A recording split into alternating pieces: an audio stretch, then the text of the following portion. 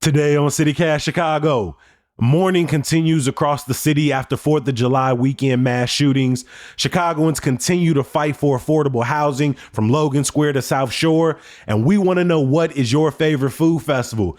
Helping me break it all down from WTTW, Joanna Hernandez, and Block Club Chicago's Maxwell Evans. It's Friday, July 12th. I'm Jacoby Cochran, and this is what Chicago's talking about.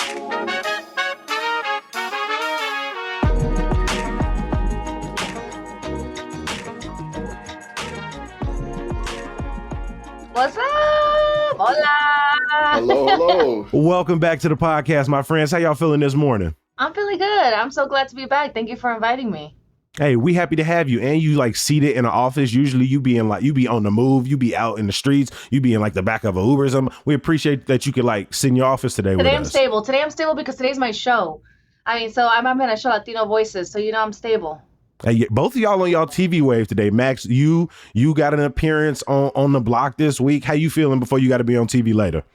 Feeling pretty good. It's a lot less frequent for me, so I get a little bit of nerves every time. But I try to dress nice. I try to feel good when I walk in. So yeah, I'm feeling pretty good about it. Hey, they got you. When you pull up, they gonna take care of you before they put you on camera. We got some TV stars in the building today to break down a ton of important stories across the city of Chicago. But before we get into it, there are a lot of food and drink festivals coming up this weekend. You got Windy City Smokeout, you got EatsCon, you got Dine Out on Broadway, you got Meet Ya Fest. So it got me thinking. I want to ask y'all: are y'all food festival people? Is this something y'all mark on y'all calendar? Joanna, I'm gonna start with you. Were food festivals something for you coming up, and do you still make them a part of your summertime? Honestly, growing up, I would go to food festivals with my family. I was always at the Taste of Chicago. I have tons of memories getting on the Ferris wheel there and trying different foods. But honestly, they're pricey. They're pricey. So, if we stumble upon them, I just remembered I went last year to Greek Fest, and that's because we stumbled upon it.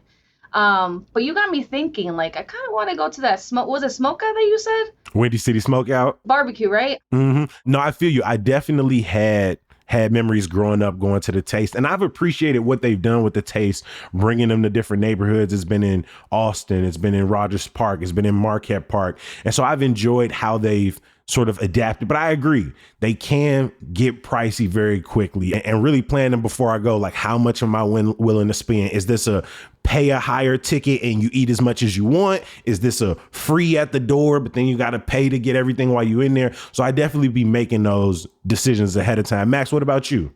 Yeah, so I grew up in Kalamazoo, Michigan, so I have so many good memories of going to Greek Fest, Rib Fest, Island Fest, trying a bunch of different foods. But the key thing with that was my parents were the ones paying for it, so I could just kind of mooch off them.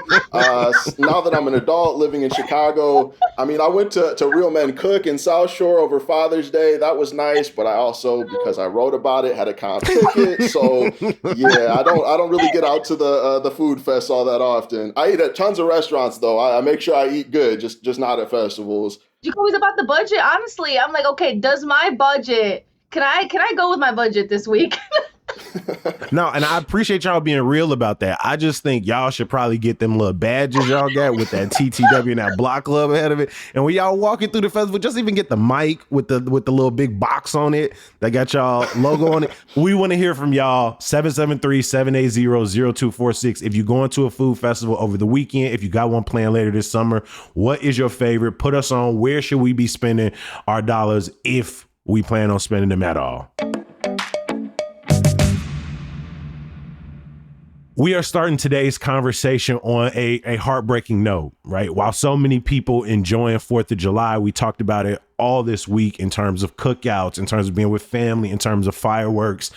For dozens of families across Chicago, it was one of the toughest, if not the toughest weekend of their life, as we saw over 100 people victims of gun violence, 19 of those fatally. For folks listening, Chicagoans are not desensitized to these stories. They break our hearts every time we read them. For so many of us listening, they hit so close to home, and they remind us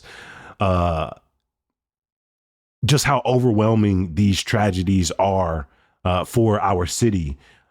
Joanna, as somebody who has to cover these stories weekly, I mean, we know that in the summer, right? It gets hot outside and it gets hot outside, but that doesn't take away from just how tragic it is every time we read these. No, Jacoby, honestly, like it truly breaks my heart. So anytime I go to a family's home, I walk out like really sad. It's hard not to feel sad, right? Because you get to see what their family is experiencing. You go into the room where the person who died, that used to be their room. You get to experience their family and their loss.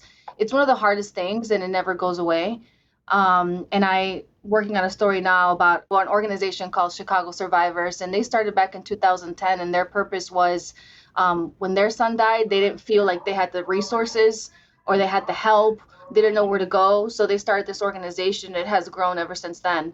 So they work with the Chicago Police Department to respond to all the homicides in Chicago, so you can imagine. And they provide free therapy and legal aid, which it's crucial for the family. So I get to see that, but it's still, I think the hardest part is it's still a life loss, right? It's still someone's son or someone's family member. I think that's always the hardest part to just kind of like, you can't forget about it. It's hard for me to forget.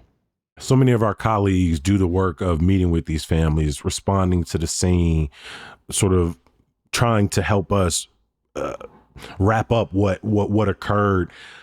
I know that the writers don't always write the headlines, so reading things like Bloody Weekend and Bloody Chicago and 100 or 19, right? These things really do like jab and poke at you. And I can't imagine what they feel like for the family. But there also sometimes is I don't know, it feels like a disingenuous conversation, particularly around like the mayor, because earlier this week we had an episode that talked about the mayor's office expanding financial resources for families who are impacted by gun violence, particularly low income families, with resources, whether it's groceries, whether it's medical bills, whether it's funeral services. But you also see at this time, like over the weekend, the criticism on the mayor. People say, oh, he wasn't here this weekend, as if, I don't know, his presence in the city could have had some impact. But you also see families, sometimes not wanting the mayor to show up, not wanting them to come through and do the photo op, not to say that it's disingenuous. Max, when you see Mayor Johnson, sort of giving his post-weekend speech about, wanting to hold people accountable, mourning with families, but also seeing that criticism, how do you make sense of, that tightrope? Yeah, I think as a public figure, as a politician, you kind of have to be on alert for that kind of thing all the time. What's going to be perceived as a problem versus what's actually a problem, what's going to be perceived as a solution versus what's actually a solution, and actually getting a chance to see the mayor as well as the governor, state officials. Plenty of people gathered just yesterday, actually, to announce that the private sector has raised $100 million for community violence intervention programs, and it was just interesting to see a room full of people celebrating this milestone, but then also mourning the massive amount of loss that families and Chicagoans had faced over the weekend. So, it's definitely a position where it's kind of hard to get a gauge on somebody's real feelings, on their real thoughts about all of this violence, because as a public figure, no matter what you do, it's going to be interpreted in a certain way, depending on that person's agenda a lot of times. Sometimes you mentioned headlines. And I think that sometimes that bothers me because a lot of these families that I interview, I do my research and right away, some of these articles say reputed gang member, targeted by other gang members. And it's just so unfair because, it's just the beginning stages of a crime scene. I mean, you don't know all those details. And as a reporter, when you go into the family's home, you get to see what their life is like. You get to see pictures. I mean, you just see like the connection they've had with the person they've lost. So that sometimes bothers me because then we make assumptions, right? We justify, oh, he was a gang member, so yeah, he deserved it, which is not right because it's still a human being, and like everybody has a story and an experience. If there's something that I learned is that we all grew up so differently, and some people have make different choices because of their environment. We all know that, but I just don't want people to forget that regardless, it's violence and we shouldn't be scared, to live our lives. I mean, we've seen over the weekend, it was just a woman, a child. I mean, it's just really sad. Yeah. And I'd want to echo that and just say that even if somebody was caught on camera claiming a set right before they were killed, like that's still a human being. That's still somebody that Mhm. you can't just dismiss somebody's entire life and justify their death just by saying, oh, they were a gang member. So, I mean, yeah, a lot of times media does jump to conclusions. And then even when that conclusion is correct, I don't really think that makes a difference. A human is a human, and we should respect life for what it is. Like, is that gonna make someone feel better that, if the mother does say like, okay, yes, my son maybe was involved in these things, does that justify anything? I guess that's what I always think about when I do these stories, because I have had mothers who they do acknowledge that their son might have been in the wrong path and was trying to change their lives, and they show me pictures of them being in these centers trying to change their lives, and unfortunately, they get killed, but it's still the family's pain is still what they're experiencing. So I think we just need to be a little kinder and supportive.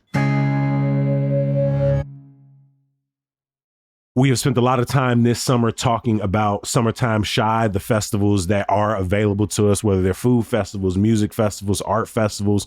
But every summer, there are those festivals that don't return for whatever reason. And two big ones have been felt on the South Side.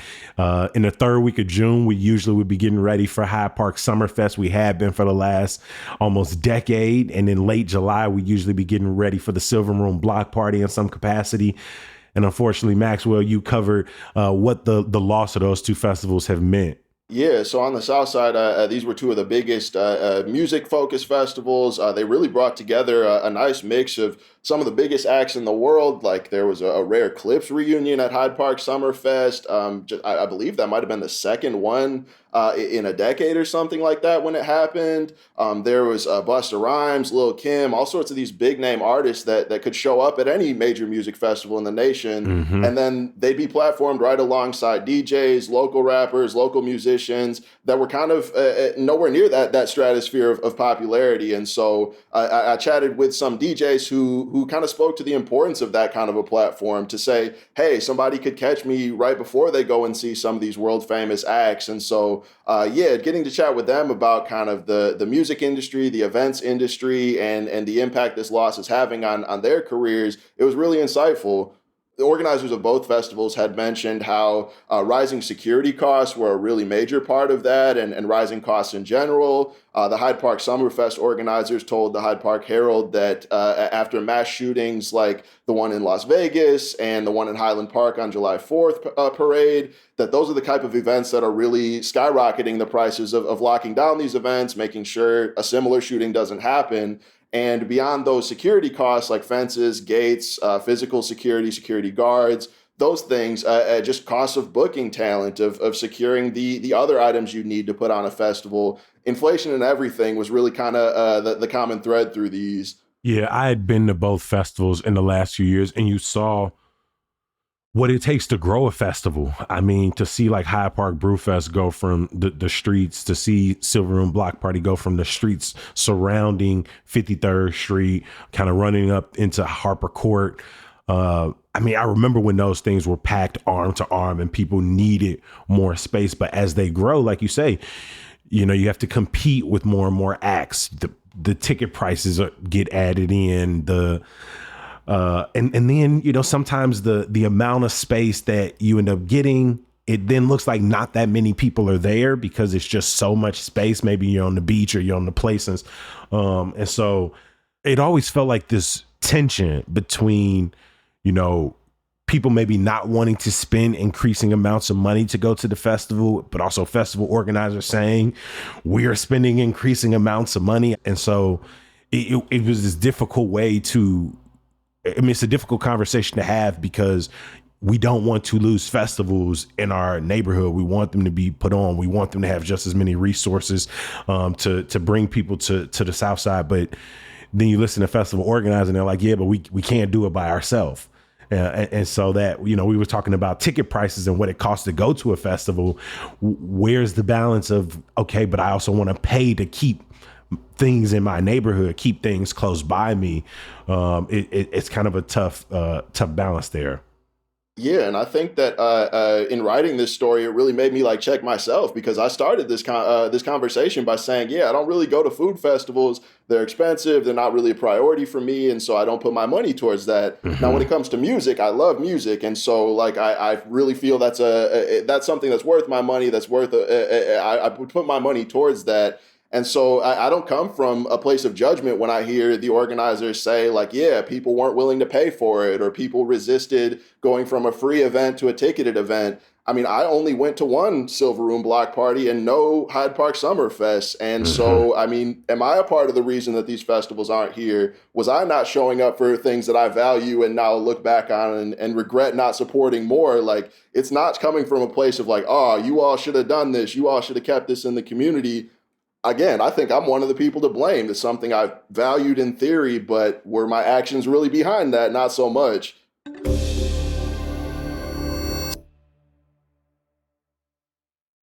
Again, I want to give a huge thank you to our guest today, Block Club Chicago's Maxwell Evans, from WTTW TV host Joanna Hernandez.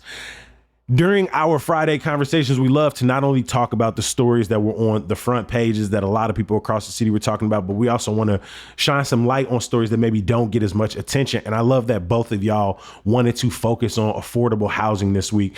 Joanne, I know that you all are doing a story on an ordinance that is centering affordable housing on the Northwest side. Can you bring me up to speed? Yeah, really. So this is an ordinance that really pretty much on the northwest side, which involves Humble Park, Logan Square, Avondale, Hermosa. I mean, we know Logan Square has completely changed. I mean, you can tell the gentrification there if you walk through there. I mean, that used to be a community that was had a large population of Latinos, and unfortunately, they had to move. So this ordinance really is about holding developers accountable when they want to build a building in that area or complex. And their goal is that if you're going to build a massive unit in that area, you need to make certain units affordable.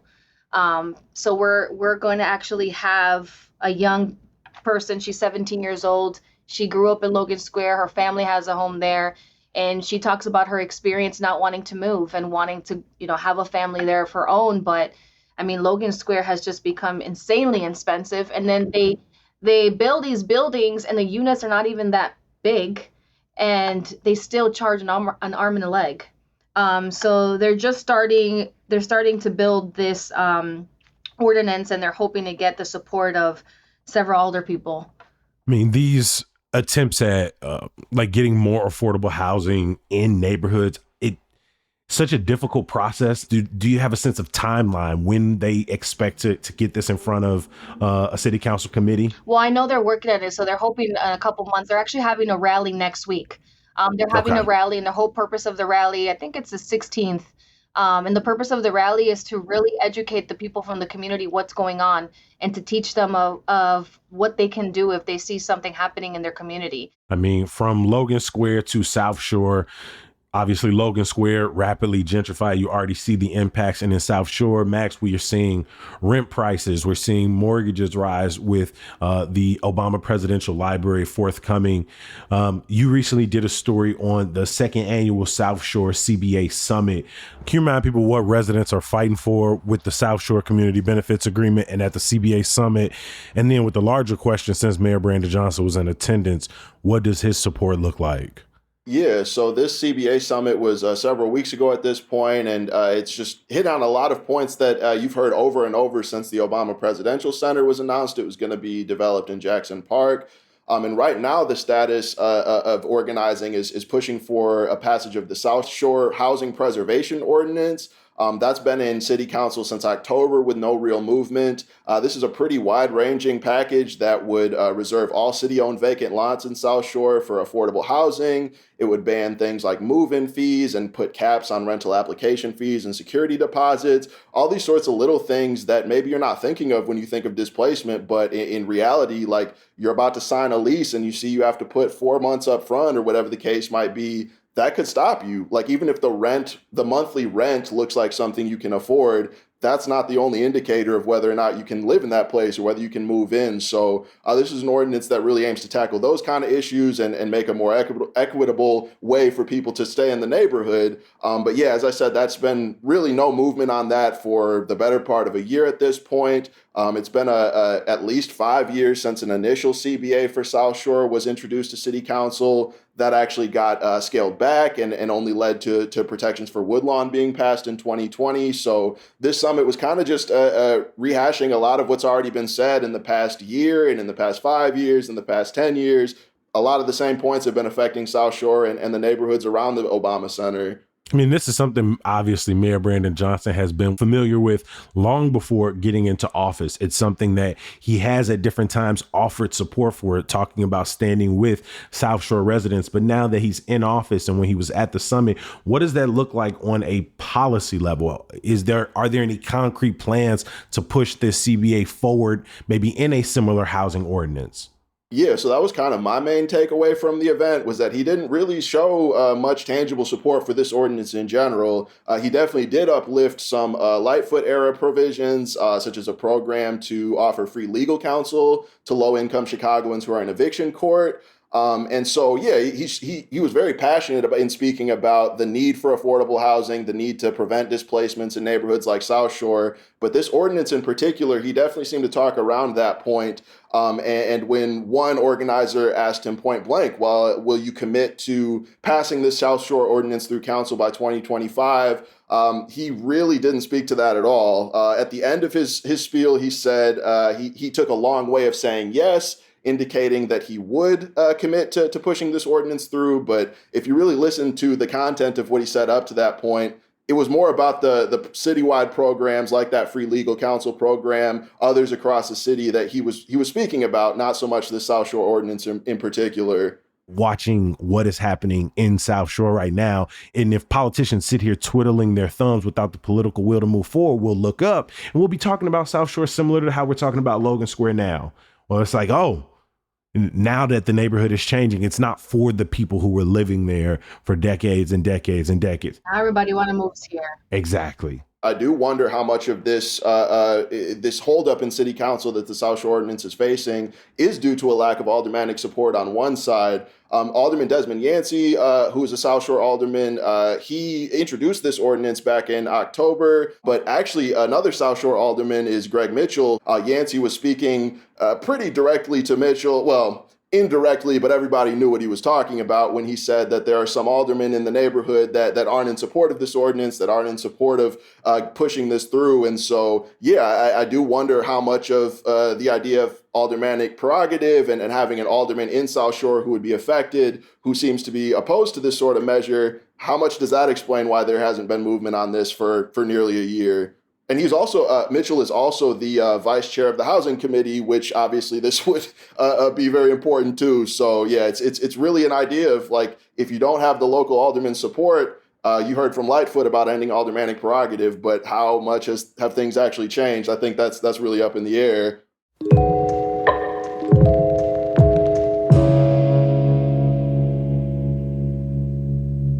Before we let y'all go today, we finish every CityCast Chicago episode the same way. Me begging you to come back the next episode. Please don't stop listening. Don't stop reading our fantastic daily newsletter, Hey Chicago. And one way I try to persuade you, a little bit of singing. Some good news. Come back. Come on. Homie showed up today saying with your boy.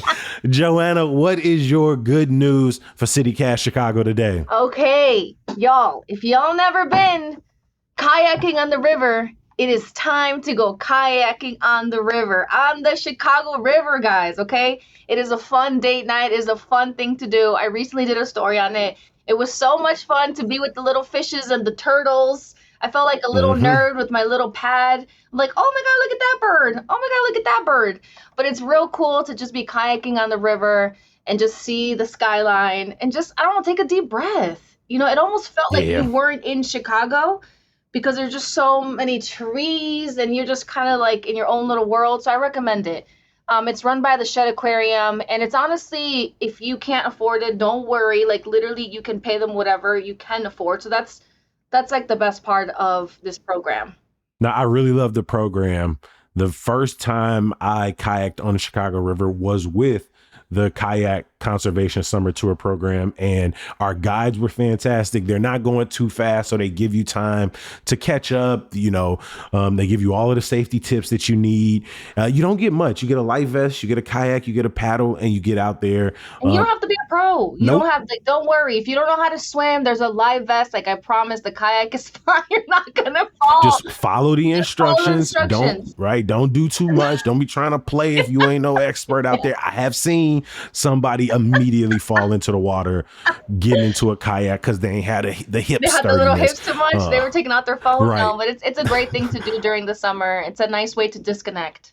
Max, over to you. What is your some good news?